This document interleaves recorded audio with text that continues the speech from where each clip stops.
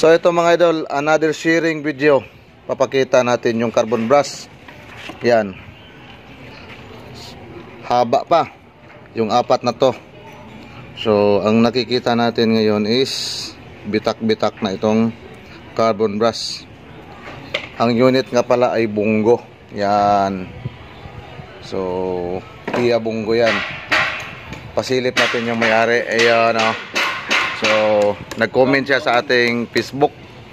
So tamang-tama is in this area lang siya sa Cagayan de Oro. Ito, dinala niya yung starter. Ito. Comment down below kung ano ba talaga ang nangyari rito. Bakit yung carbon brush ay sobrang haba. Ngayon nagkabitak-bitak siya. Yun. Comment para mawalaan din ang ating mga manonood kung ano bang talagang nangyari ng kanyang starter motor.